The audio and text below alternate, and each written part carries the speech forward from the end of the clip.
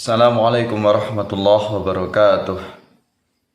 Alhamdulillahilladzi arsala rasulahu bil huda wa dinil haqq liyudhhirahu 'alad dini kullihi wa kafa billahi syahida. Asyhadu an la ilaha illallah wahdahu la syarika lah wa asyhadu anna Muhammadan abduhu wa rasuluh. Allahumma shalli ala Muhammad wa ala ali Muhammad. Sahabat yang dirahmati Allah Subhanahu wa taala, saya akan menanggapi dengan fenomena akhir-akhir ini dengan banyaknya umat Islam yang berbondong-bondong hijrah ke Salafi. Apakah NU panik? Nah, kita ketahui ternyata akhir-akhir ini perkembangan dakwah Salafi kian pesat. Dakwah Salafi menyasar ke masyarakat sehingga banyak sekali masyarakat yang berbondong-bondong hijrah ke manhaj Salafi. Nah, bagaimana fenomena ini? Nah, di sini akan saya jawab bahwasanya memang benar bahwasanya ada di antara sekian masyarakat umat Islam yang mereka hijrah ke Salafi. Tentunya masyarakat yang hijrah ke Salafi adalah mereka yang pemahaman agamanya sangat minim, pemahaman agamanya sangat awam sekali. Sehingga dengan harapan, dengan mereka pindah ke Salafi, yang notabene sebelumnya adalah mereka penganut dari NU atau penganut dari Aswaja, kemudian pindah ke Salafi dengan harapan ingin mendapatkan ilmu yang lebih banyak, ingin mendapatkan ilmu yang tentunya lebih luas. Nah, jadi yang pindah ke Salafi adalah mereka yang sebenarnya latar belakang keilmuan agamanya adalah sangat minim sekali. Artinya mereka adalah orang-orang yang benar-benar buta tentang pemahaman agama. Kemudian dengan semangat yang menggebu-gebu ingin mendapatkan pencerahan, mendapatkan tambahan ilmu Islam yang sebenarnya, sehingga mereka akhirnya masuk ke dakwah Salafi atau ikut ke kajian Salafi. Nah, menurut saya bahwasanya orang yang pindah hijrah ke Salafi, mereka bukanlah orang yang mendapatkan pencerahan, bukanlah orang yang mendapatkan hidayah, justru mereka adalah orang yang tersesat. Kenapa demikian? Karena mereka asal belajar saja, asal ingin mendalami ilmu agama tanpa harus mereka mengetahui sebelumnya tentang sumber agama yang mereka jadikan sebagai rujukan atau ustadz-ustadz yang mereka jadikan sebagai rujukan. Tentu ini sangat maklum sekali karena mereka yang hijrah ke Salafi adalah mereka yang memang bukan berlatar belakang pondok pesantren. Mereka yang dari kecil memang tidak dididik ilmu agama yang mencukupi. Ataupun kalau mereka latar belakangnya adalah mereka NU, mereka bukan NU yang benar-benar NU yang memahami tentang ajaran sebenarnya tentang NU. Mereka adalah NU yang hanya keturunan saja. Kebetulan orang tuanya adalah juga NU keturunan. Artinya mereka tidak memahami ajaran NU yang sebenarnya, syariat, konsep dasar tentang ke-NU-an. Sehingga NU-nya ya hanya NU yang asal NU saja. Artinya bukan NU yang memahami tentang Islam yang cukup. Ya, tidak memahami tentang konsep aswaja yang sebenarnya.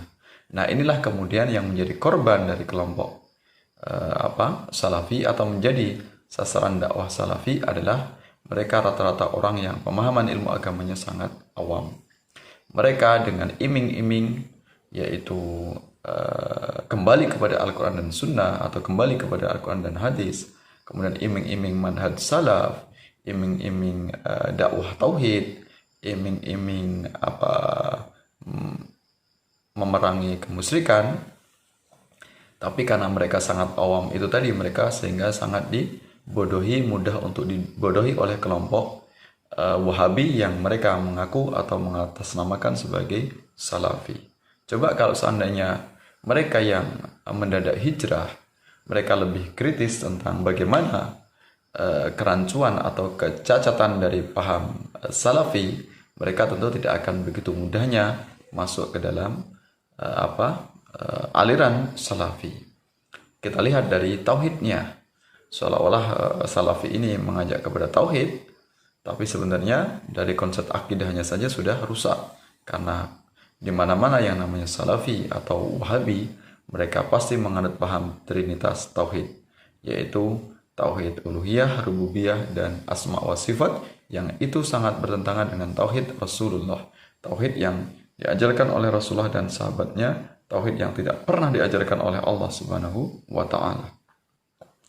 Kemudian juga kerancuan dari paham salafi adalah mereka berpaham mujassimah, yang artinya adalah mereka menjisimkan Allah. Ini jelas pemahaman yang sudah jelas-jelas nampak sangat cacat sekali, sangat buruk sekali, karena Islam yang murni, Islam yang benar-benar tidak disusupi oleh kesesatan, tentu laisa kamitslihi syai'. Allah ini tidak setara, tidak serupa, tidak seumpama dengan apapun. Nah, ini jelas ingin memurnikan Allah, yaitu Allah tidak bertempat, Allah tidak berjisim, Allah tidak berfisik. Ya, kalau secara bodohnya kemudian aliran yang mengaku sebagai aliran yang lurus kemudian dia menyetarakan Allah dengan makhluknya, jelas ini adalah aliran yang sangat sesat, ya, dan tentunya juga menyesatkan bagi kaum awam. Seolah mereka mengajak kepada Al-Quran dan Sunnah. Mana buktinya? Kelompok Salafi Wahabi ini tidak mengajak kepada Al-Quran dan Sunnah, tapi mengajak kepada pemahaman atau doktrin dari syekh-syekh yang menjadi idola mereka. Doktrin fanatisme dari ustadz-ustadz yang mereka senantiasa dicekoki dengan pemahaman yang menyimpang. Ya, ini jadi jelas bahwasanya pemahaman Salafi Wahabi ini adalah cukup mempesona, cukup menarik bagi orang yang awam. Tapi bagi orang yang sebelumnya sudah memahami tentang Islam yang benar, Islam yang lurus, jelas akan nampak kecacatannya dari konsep atau yang dipahami oleh kelompok Salafi Wahabi. Orang yang mendadak atau tiba-tiba kemudian menjadi Salafi, kemudian mendadak seolah-olah mereka tergiur dengan iming-iming ajakan Islam yang murni, Islam yang bertauhid, tapi kalau kita bongkar jelas nampak kesesatannya. Jadi bagi NU ya tidak akan kemudian panik, karena mereka yang rata-rata ikut kepada kelompok Salafi adalah orang yang awam, sehingga mereka adalah orang yang tersesat. Kalau orang yang benar-benar memahami ajaran akidah Aswaja dengan benar, memahami tentang paham Nahdlatul Ulama, tentu mereka tidak akan mudahnya dengan iming-iming apapun, tidak akan tergiur masuk ke dalam kelompok Salafi Wahabi. Ya, jadi NU ya santai saja, karena NU mengikuti dari paham Aswaja, yang tentunya Aswaja ini adalah menjaga kemurnian Islam di seluruh dunia. Karena walaupun berkembang pesat seperti apapun, tetap Aswaja, Nahdlatul Ulama akan tetap menjadi mayoritas di seluruh dunia. Karena Wahabi ini hanya secuil saja, walaupun seolah-olah mungkin banyak di antaranya yang ikut ke Salafi di Indonesia, tapi kalau kita ukur secara global seluruh dunia, tetap Aswaja Ahlussunnah wal Jamaah tetap adalah yang mayoritas sebagai penjaga dari akidah Ahlussunnah wal Jamaah dari aliran-aliran yang menyimpang. Jadi bagi NU tidak ada kekhawatiran sama sekali, karena tetap di Indonesia NU sebagai benteng NKRI dan NU sebagai benteng Ahlussunnah wal Jamaah. Jadi tidak akan mungkin kemudian nanti NU akan kehabisan pengikut atau kehabisan jamaah, karena NU adalah bolonya mayoritas, baik yang hidup maupun yang sudah meninggal. Mereka adalah pengikut setia dari Nahdlatul Ulama yang senantiasa didoakan, dikirimi Al-Fatihah.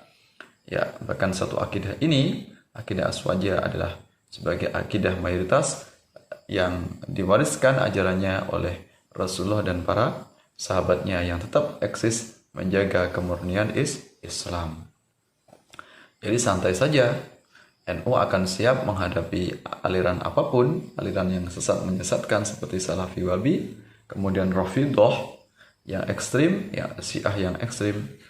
Ya, jadi tidak ada kekhawatiran siapapun yang akan menghadapi NU akan siap sedia NU untuk menghadapinya. Karena NU ini adalah ajaran yang murni, ajaran Islam yang benar. Tentu ya apapun dari arah manapun kelompok-kelompok sesat yang menyimpang, yang hanya serpihan-serpihan kelompok sesat itu, maka NU tidak akan mungkin tertandingi. NU tidak akan mungkin rusak, tidak akan mungkin hancur. Walaupun banyak orang yang membencinya, ingin membinasakan NU, tentu NU akan senantiasa dijaga oleh Allah Subhanahu wa taala sampai hari kiamat.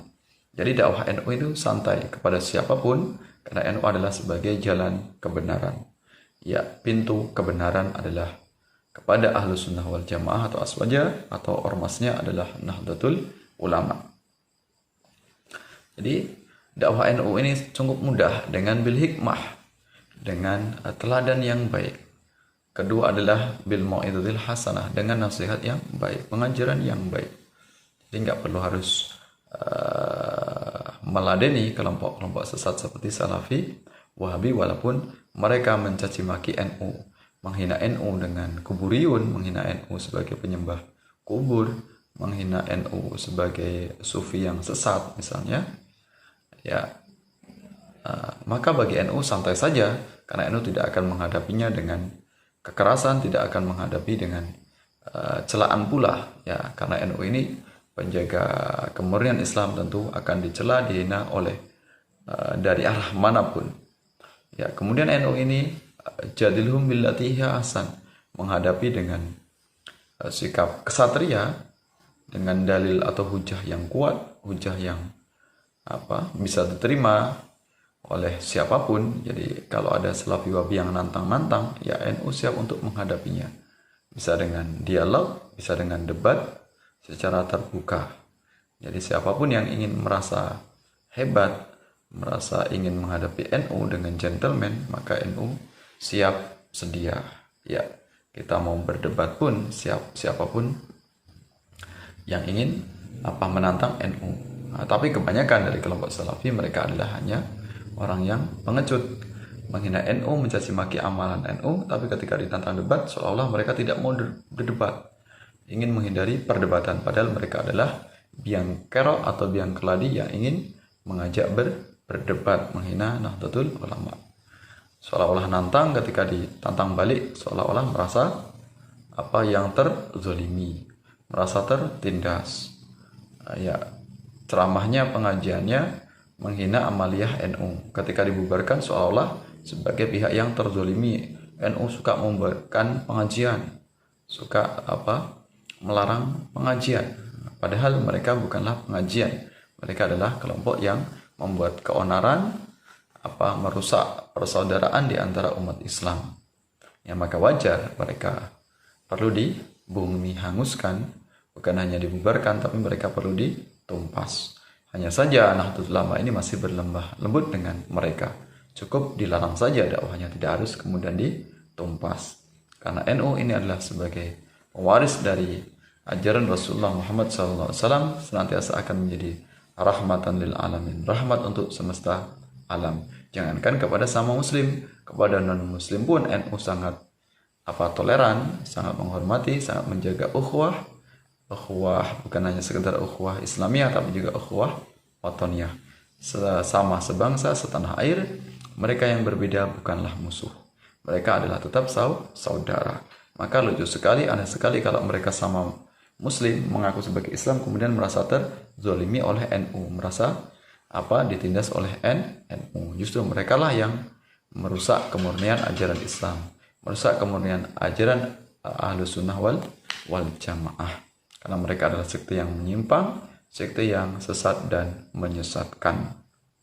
Ya, itu penjelasannya, bahwasanya dengan berbondong-bondongnya kelompok Salafi ngikut kajian hijrah, ya monggo saja, tapi kita tahu tetap Nahdlatul Ulama yang lurus, Nahdlatul Ulama tetap akan menjadi mayoritas benteng RKRI, benteng Ahlus Sunnah wal Jamaah, bukan hanya di Indonesia tapi juga di seluruh dunia.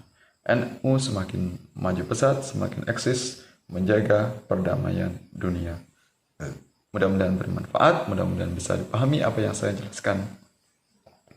Seajak kepada saudara seakidah, akidah Ahlussunnah wal Jamaah, tetaplah kita istiqomah menghadapi berbagai macam aliran sesat, aliran yang menyimpang seperti sekte Salafi, Wahabi. Mudah-mudahan Allah Subhanahu wa taala menjaga akidah kita, menjaga keimanan kita. Nahdlatul Ulama akan senantiasa eksis sampai hari kiamat. Amin ya rabbal alamin. Mohon maaf atas segala khilaf. Wallahu muwaffiq ila aqwamit thoriq. Wassalamualaikum warahmatullahi wabarakatuh.